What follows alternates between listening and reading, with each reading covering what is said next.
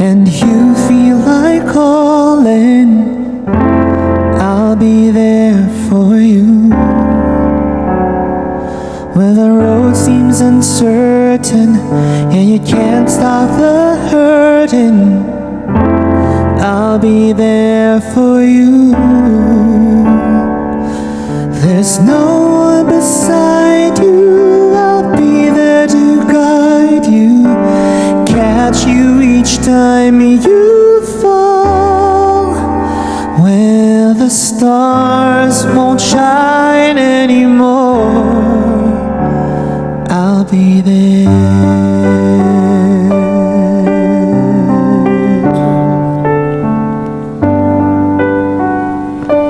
Dear Kada, sabi nila, para raw mahalin ka ay dapat kaya mong mahalin ang sarili mo ng buong buo.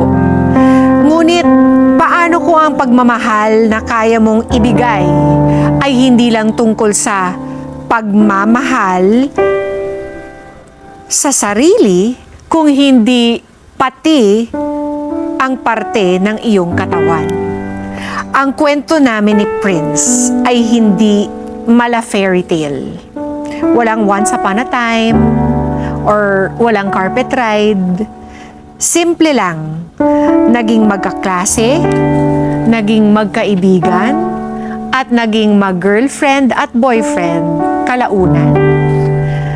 Sa umpisa ng aming love story ay naging maayos naman ang lahat. 5 years din kaming naging magjowa bago kami magdesisyon na magpakasal. Pero wala pang 1 taon simula ng aming kasal, dumating na ang pinakamalaking pagsubok sa aming relasyon. When I look into your eyes, it's like watching the night sky or a beautiful sunrise. Well, there's so much they hold. I won't give up on us, even if the skies get rough. I'm giving you all my love. I'm still looking up.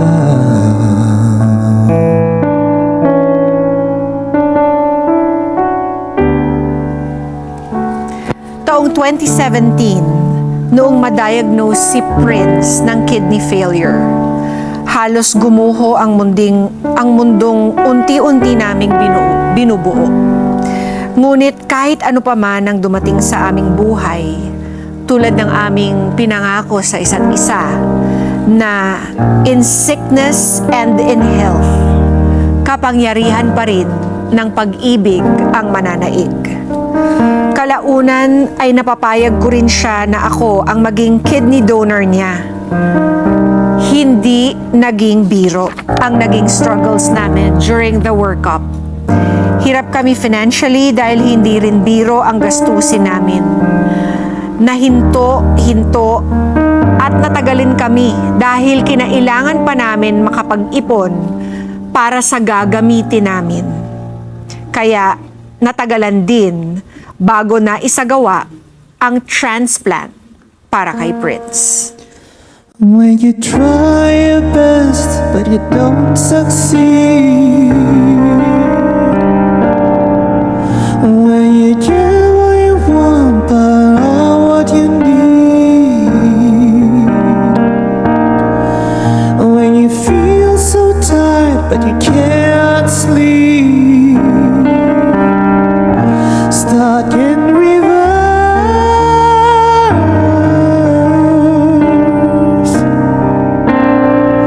and the tears come streaming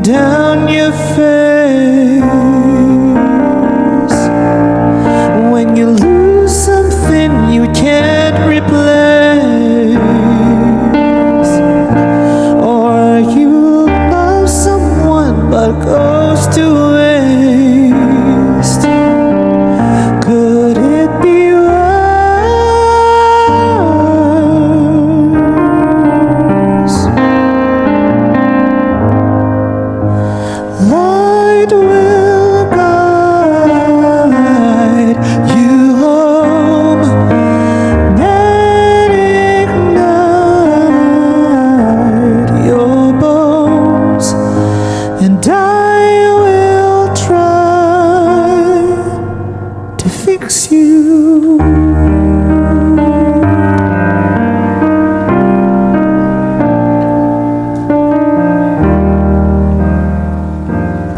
Mga kada, totoo nga yung sinasabi nila na may buhay after ng kidney transplant. Bumalik sa normal ang buhay ni Prince. No more dialysis. Hirap pa rin financially dahil sa regular follow-up check-up ni Prince, pero patuloy pa rin naming inilalaban ang lahat ng pagsubok sa aming buhay. Hindi raw nasusukat sa kahit anumang regalo ang pagmamahal sa isang tao. Pinakamahalagang regalo ko para kay Prince ay ang pagkakataong madugtungan pa ang kanyang buhay at makasama ko siya forevermore. Lumaban sa anumang hamon, just two people, some shared kidneys, and a whole lot of love. Nagmamahal, Irene Guillem.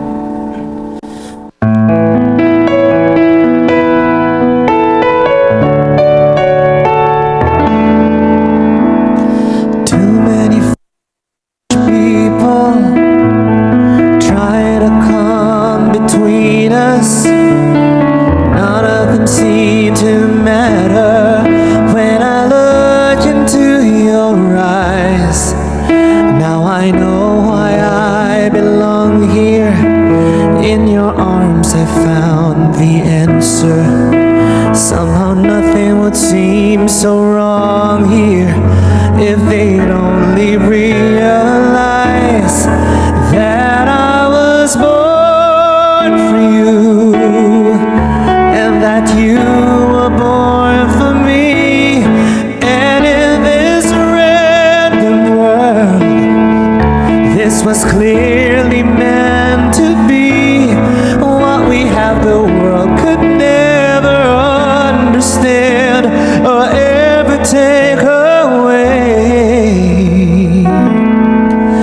Until the day I die, I bless the day that I was born for you.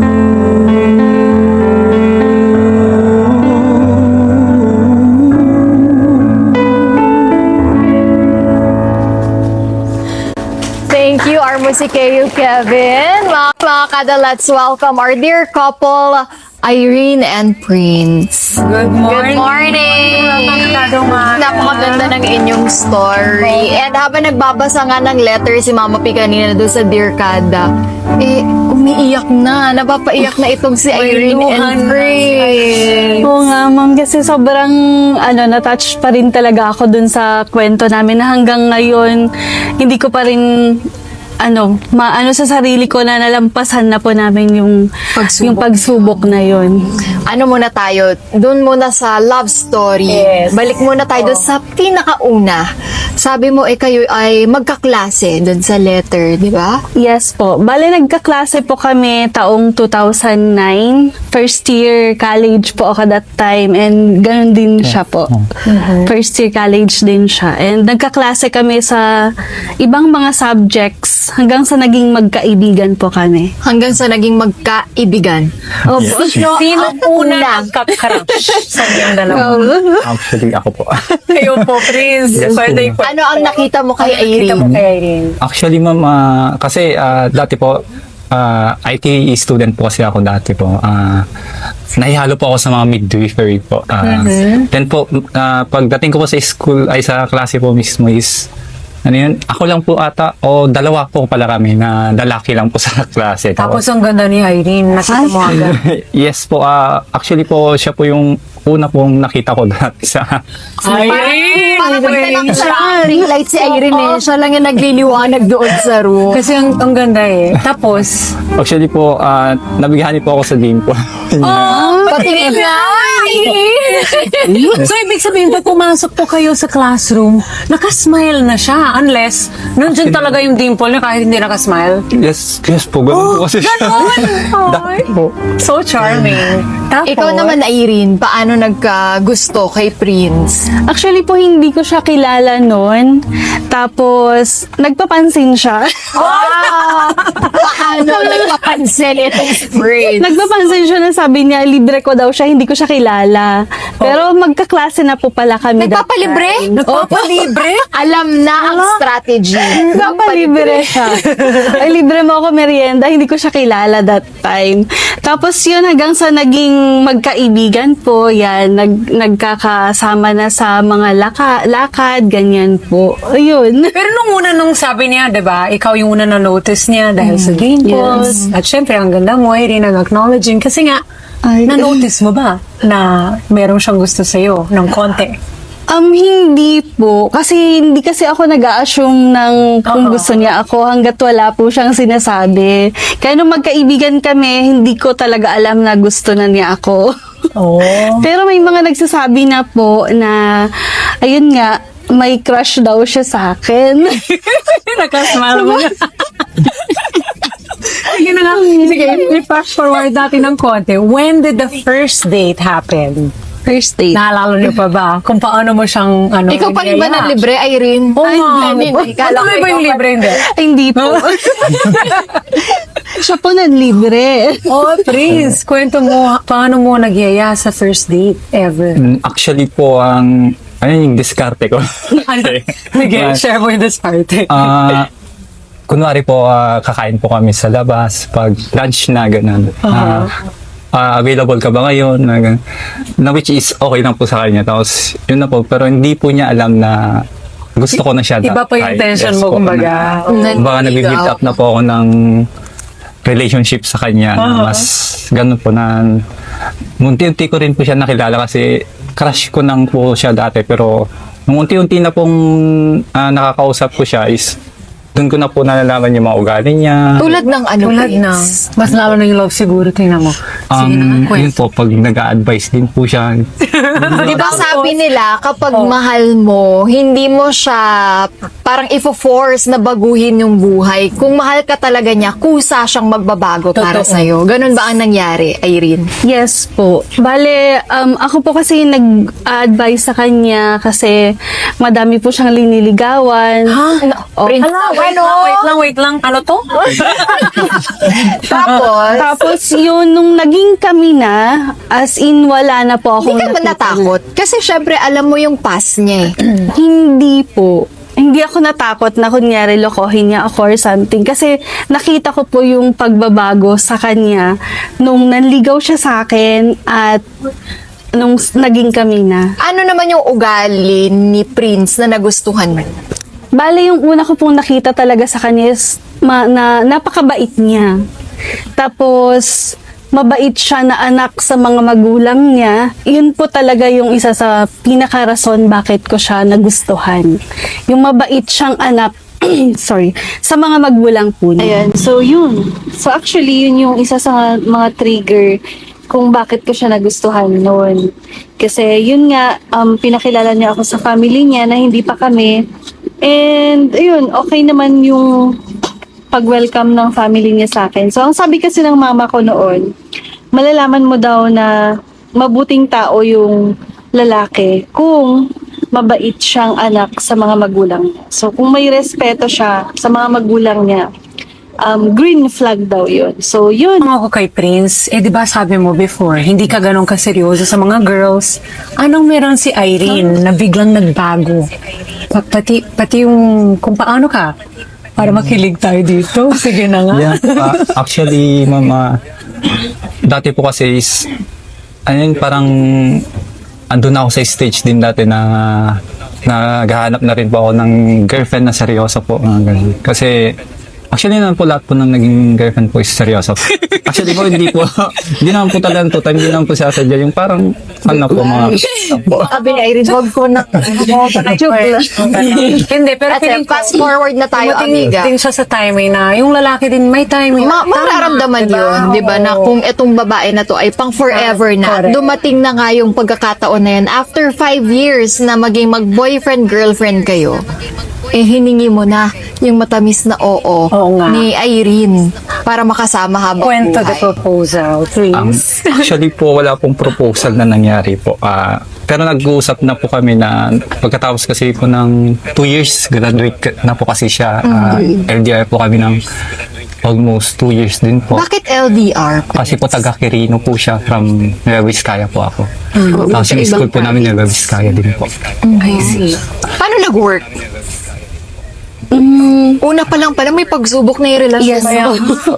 Bali yung kasi LDR kami, umuwi kasi ako ng province po namin. Oo, malayo-layo And then, din eh. Yes po, mga nasa 3 to 4 hours naman po. And LDR talaga siya kasi halos hindi talaga tayo nagkikita, no? Through text Tapos lang. through text, ganyan. Tapos calls, ganyan. Kasi wala pa naman pong nun. Wala pang video Video calls. calls. Opo, yes po. So kung walang proposal, paano napunta sa kasal? Bale, during that time, kasi first time po niya na dumalaw po sa bahay po namin. So, since belong po ako sa Ifugao tribe, ayan, and medyo, po yung tribe po namin, medyo, tawag doon? Conservative, yes po. Medyo conservative po kasi yung tribe namin. And pag nagdala ka ng lalaki sa inyo, ibig sabihin, kakasalan mo na yung lalaki. Oh, mamamanghi ka. So first mong po. dinala tong si Prince sa inyo? Opo. So, dinala ko po siya sa amin na masyal siya. Tapos, sinabihan na po siya na yung next na pagdalaw mo is dapat may engagement na Wait lang, mangyayari. nakakainganyo yung ganito, di ba? Yes. Kasi So, hindi na natin alam yun. Di ba? Oo, napumunta doon. Ay, hindi. Yung talaga ang mum na asawa mo. Maalala mo nung sinabi mo, ay nung nagtatampo ka kasi gusto mo mamasyal sa amin pero ayoko pa. Tapos, ayaw mo akong ipakilala doon sa inyo, ganun ka nga. Totoo yun. Gusto niya talaga mamasyal sa amin. Doon na-meet na niya yung parents ko that time. Pero yun, hindi pa siya nakakapunta sa bahay namin. And yun yung gusto ng nung pumunta na siya, ayun, ito na yung nangyari. Ang sarap pakinggan. Tapos, nung December po kasi siya pumunta, since nagandahan po siya sa place namin, madaming tourist spots, ganyan. Dinala po niya yung mga family niya sa amin ng New Year. magaling din tong galing discarte mo ni dyan, Prince. Prince. Iba rin kunyari, pasyal period. Tuwan mo yung lalaki. Tapos, Tapos doon na po pinag-usapan, andun na po yung mga elders namin, pumunta na sa bahay. Ayun, sinabihan na po sila na kailangan nilang mag-engage. eto na. So, kinasal na kayo. Opo. Kung unang pagsubok nyo ay LDR, kasunod na pagsubok, mabigat-bigat na pagsubok. Kailan nyo nalaman itong sakit ni Prince? Bali, bago mag-iisang taon pa lang yung kasal namin, na-hospital na po siya. Tapos sinabihan na po kami ng doktor na kailangan namin siyang ipa-check up sa nephro kasi hindi na po bumababa yung yung creatinine niya. Yes po, hindi na po siya bumababa. And yun, hindi pa po namin siya pina-check up agad sa nephro kasi yung initial reaction namin during that time is imposible kasi napakabata pa niya. Ilang taon po? Nasa Yun- 27 years old na po siya that bata time. nga. Yes po. So parang iniisip namin na imposible na magkakasakit ka at young age na ganyan. Opo. So yun, hindi namin siya pina-check up agad sa nephro. Tapos, after ilang months, yung after ng check-up mo, Kinuha lang po namin parang sa probinsya po is yung herbal lang, makukuha pa po. Alternative medicines. Yes po. Parang binaliwala po namin yon. Tapos, Gano'ng katagal, Prince? almost, 2 months. hindi na. Months. Umabot. Hindi naman umabot ng isang Three. taon bago. Hindi na. 3 months. 3 months. 3 months. Yes. Tapos, doon na po na one time po is yung nasa biyahe po kaming mag-asawa. Hindi ko na po kaya mag-drive kasi hilong-hilong na po. Tapos, pinagilid ko na, tapos suka na po ako ng suka. That time, parang hindi na kaya ng katawan ko na gumalaw pa. Tapos, nag-decide si misis ko na iuwi ako at i-hospital po, punta agad sa hospital. Tapos, doon po na dinetsa tayo ng doktor na pag hindi po ako na dialysis that time is posible na mamatay siya. mawawala na. Wow, Mas yan. grabe. Ganun. Mas Yes grabe po. po. Kasi from 500 po na creatinine niya, umabot na po kasi siya ng 2,100. Opo, na creatinine. Kaya sabi po talagang kailangan ng emergency. So, yun, after that, nag-decide na po kami ng mother-in-law ko na magpa-dialysis na po siya. During Grabe. that process na medyo mabigat-bigat, pati yung pagsabi ng doktor, kumusta ka nun, Irene?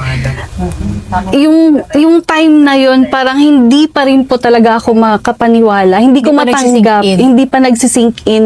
Ayokong tanggapin na magkakasakit na yung asawa ko. Lalo na wala pang 1 year. Yes, kayo. wala pa pong 1 year. So parang ang bata namin para maranasan lahat nung pagsubok na yun. So parang kaka 24 ko that time, yung asawa ko is 27. So parang sabi namin hindi pa. Parang ayaw namin paniwalaan. Ang hirap maniwala na Yes yan yung po. nangyayari. Pero Opo. what did you do para maging parang strength? Para Maging matibay. Oo, matibay. Ang ano ko lang noon, ang lagi kong iniisip, kung kukunin mo na siya, kunin mo na siya, wag mo na siyang pahirapan pa. Pero kung pagagalingin mo siya, bigyan mo kami ng way, palakasin mo siya, bigyan mo ako ng sign na palakasin mo siya para mas lumaban pa. Ayun yung magiging sign na pagagalingin mo siya. And true enough, pagka gising niya ng umaga, doon na yung time na naghahanap na siya ng food, nagsasalita na siya, nagkikwento na siya. Wow. Ganun po yung Nakilabutan ako. nangyari. Opo. Wow. At paano naman dumating sa point na ikaw na ang magiging donor ng kidney? Wala po kasi kaming idea kung pwede ako na maging donor niya. Since ang alam lang po namin nun is dapat family members mo, kadugo mo yung magdodonate sa'yo sa recipient. Pero nung umattend po kami sa hospital, dito sa NKTI po, dito sa QC, and sa orientation, dun mismo sinabi na pwede pala kahit hindi mo relative, as long as pwede yung blood type As long as mag-match. match at Opo. candidate po kayo. No? Yes Pwede. po. Opo. Doon ka Grabe, nag-decide pinagdaanan na ikaw na. Yes po. Ako po yung nag-decide na sabi ko, ibigay ko na since pwede naman daw pong mabuhay na isa lang yung kidney mo. So, yun. Prince, anong naramdaman mo nung naging decision yon ni Irene? Actually po, nung una po ayaw ko po. Kasi parang takot din po ako para sa kanya. Tapos, kasi nung una, sinabi ko pa sa kanya na okay na ako. Tanggap ko naman. Na-extend naman na yung buhay ko ng ilang years. Wag na. Kasi, paano pag na-transplant nga tayo, saan na naman tayo kukuha ng So, pera? actually, yun nga. Di ba, maalala mo yung nag-uusap tayo nun? Yung sabi niya noon is, kahit wag na kaming mag-transplant. So, dumating din talaga kami sa point na ganun, lalo na at wala kaming pera during that time. And yun, dumating kami sa point na yun, sa kanya mismo, sabi mo, tanggap mo na. Kasi may mga nabubuhay naman kasi ng 14 years, 20 years, 22 years. Yan. Kaya So, doon din kami nang hugot dati ng mga dialysis patient na na-inspire din na tatagal din kami. so yun yung inisip namin noon. Kaya parang okay, sige dialysis, pero yun. Ako, hindi pa rin talaga ako mapakali lalo na kapag may mga nawawala na mga kasama namin. So yun. Tuloy natin. Manood. Siya po kasi nagtatrabaho kasi sa amin. Tumutulong lang po talaga ako. Wala po akong masyadong naitutulong sa kanya. Halos siya na po naging lalaki sa amin dalawa po. Tapos, yun po yung unang fan po namin kasi ang dami din po namin bills. Fan po bayarin. Kaya, paano na lang kung hindi ka na rin makapagtrabaho kasi yung sa operation pa lang, mula operation, tapos yung pag-recover mo, ilang months din yun. Saan tayo kukuha ng pera? Mga ganun po. Kaya, talaga nung una po ayaw ko po talaga, pero yung yun nga po sinabi niya na paano na lang yung buhay ko kung wala ka. Mga ganun po kasi siya. Parang, wag na lang. Mga ganun po kasi siya. Kaya, nanahimik ka na po. Sige, mga ganun po yung pan ko dati. Kaya, yun, parang napaw ko na po ako na ganun na po. Bahala na po. Si Lord na po bahala. Ganun po kami dati. Wow. Grabe yung inyong pinagdaanan kasi aside dun sa sakit na nararamdaman, ang hirap din kasi pag may sakit ka, magastos. Hindi mo alam kung saan ka kukuha. Diba? Pagkukuhanan. And buti na lang, nalagpasan nyo rin itong pagsubok na to. And sabi mo nga dun sa sulat kanina, kapag na-transplant ka ng kidney, parang another buhay yung binibigay. Ganun ba ang nabigay sa'yo, Prince? Yes po. Kumbaga, nung pagkatapos po kasi ng the day po ng operation, tapos pagkatapos po, bumalik po yung pag-ihi ko na parang kuminhawa po yung pakiramdam ko, pera lang po sa sugat, pero parang umokay po lahat. Parang unti-unting bumabalik yung lakas ko. Tapos hanggang ngayon po na nakakatulong na po sa kanya, sa lahat po ng mga pan namin, mga hanap buhay namin. Katuwang niya po ako dahil sa paghahanap buhay ko. Hindi po kagaya dati na andun na ako sa bahay, nakahiga. Minsan, tatawag ako sa kanya, Han, masakit ganito. Yung kung minsan nakaka-guilty din na parang inutil lang po ako dati. Pero ang saya ko po ngayon kasi ngayon po nagagawa ko na po lahat na nagiging lalaki na po ulit ako. Yes po. Ay, naiyak ako sa inyong dalawa. Super, ang ganda ng story. Irene, ano yung nung nasa process na yun, kayong dalawa, ano yung pinakamahirap tuwing nakikita mo si Prince? Anong scene yun? Anong situation? Yung time po kasi na pag dialysis patient kasi ma'am, parang hindi mo alam kung kailan eh. Kasi okay ka ngayon, after 30 minutes, biglang hindi ka makahinga, biglang may sumakit sa'yo, tapos wala na. So may mga na-witness po kasi kami ng mga kasama namin na ganun, and yun po talaga yung isa sa pinaka kinakatakot ko. Na kung patatagalin pa po namin yung transplant niya, sabi ko hindi ko alam kung kailan siya mawawala sa akin. Kaya yun. Ayan. So, ganun nga bahan yung buhay. And so actually yun, after ng transplant talaga, yun yung sinasabi ko dun sa letter na nabanggit is totoo na may life talaga after ng KT. Kasi yun, bumalik sa dati, andito kami sa store ngayon, nagbabantay kami dito sa munting negosyo namin. And yun, nakakatulong na talaga siya sa akin. Yun, tuloy natin. Yun yung pinaka-fear ko talaga na mangyari. Yun.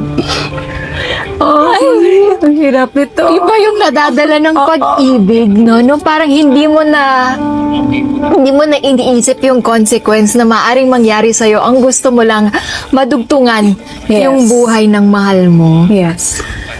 At ngayon, lagpasan natin lahat yan. Kumusta naman ang buhay niyong dalawa? Yun po, masaya po kaysa dati po. Mas maraming memories pa po ang magagawa namin magkasama po ngayon. Mas tumibay. Tumibay, no? Ang pagmamahalan. Lahat. This time, amiga, Ito na. It's time now para basahin niyo sa isa't isa ang hinanda niyong letter. Alam natin na minsan hindi natin masasabi lahat ng gusto nating sabihin, di ba? At ngayon, it's time na. Go ahead, Irene. Sino sa inyong gusto mauna? Ako na lang. Ito na lang. Mahapos sa'yo. Ayun. So actually yung letter na yan guys, ginawa namin habang nasa makeup room, no? So hindi talaga kami makapag-isip during that time kasi nga medyo kabado, kasi feeling namin kami na yung susunod na sasalang. So yun, ikaw, yung letter mo. Kapagpalaran. Nasa utak ko lang. Yun. Nasa utak lang, wala sa heart. Kinakabahan nga ako, nanginginig pa nga ako dyan. Oh. As Tuloy natin. Pakinggan nyo yung letter namin. Han, thank you sa lahat ng sakripisyo mo sa akin. Maraming salamat at binigyan mo ulit ako ng pag-asa na mabuhay na matagal sa mundong ito. Ikaw ang nagsilbing lakas ko nung nasa parte ako ng buhay ko na nakikipaglaban. Ang galing talaga ng plano ni Lord kasi binigyan niya ako ng asawang tulad mo. You are my Real super wire. Mahal na mahal kita. Okay. Yan. So, Han, alam ko ang dami nating pinagdaanan these past years. Masasaya, mahihirap, at masasakit na pangyayari sa ating buhay mag-asawa. Na ni sa hinagap ay hindi natin inakalang mangyayari dahil wala talaga ito sa mga plano natin. Pero naniniwala ako na mas maganda yung plano ng Diyos para sa atin. Kaya natin pinagdaanan yung lahat ng hirap na to. Ika nga nila, everything happens for a reason. Dahil sa lahat ng to, mas nakilala natin ang isa't isa, mas minahal natin ang isa't isa, at higit sa lahat, mas nakilala natin si Lord sa buhay natin.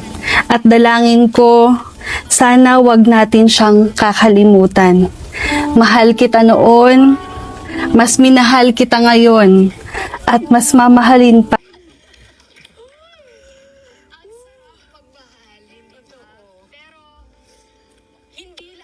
Hindi lahat ng mga nakakaranas ng ganitong pagsubok kasing tibay niyong dalawa. Kaya Irene, Prince, kung meron tayong mga kada na nasa ganitong sitwasyon ngayon, ano yung maaaring mensaheng mabigay niyo sa kanila?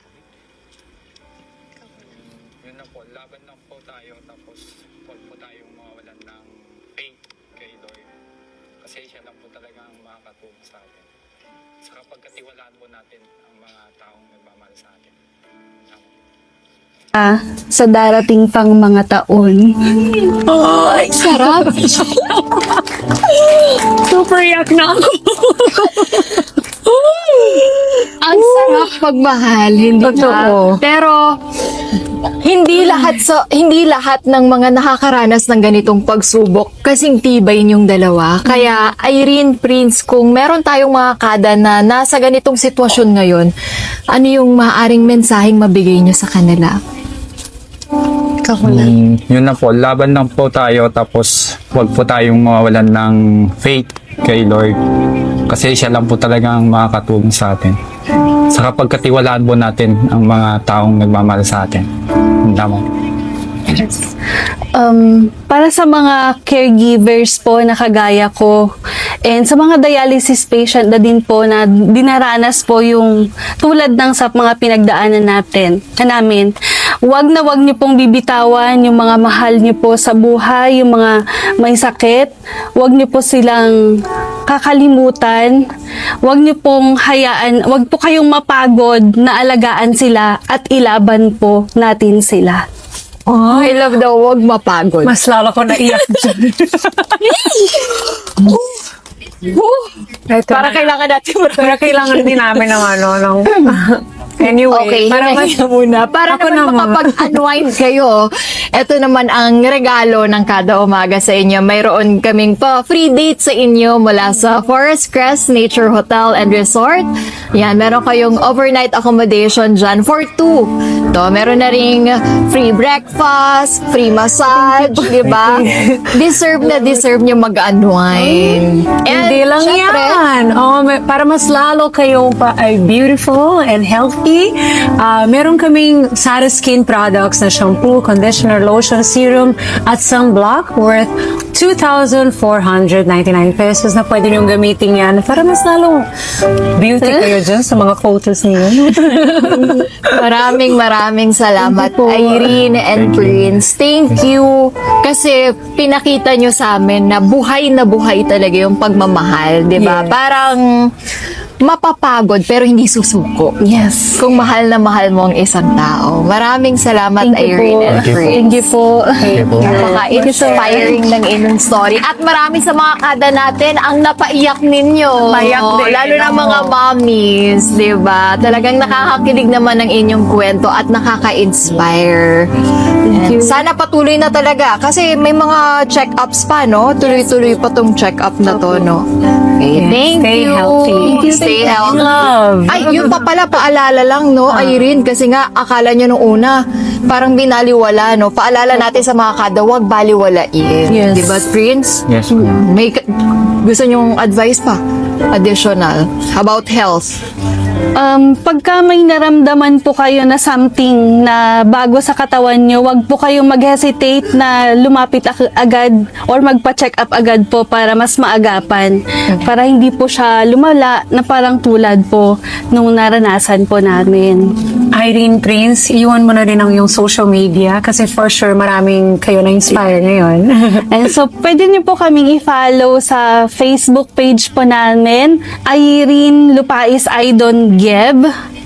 And sa TikTok at saka YouTube po namin na Andun ang inyong journey. yes po. Nice. Yes po. Anong iso-search? Irene and Prince Life After Kidney Transplant. Nice. Yun po. Ayun. Marami kayong mai-inspire dyan. Thank you, Irene and Prince.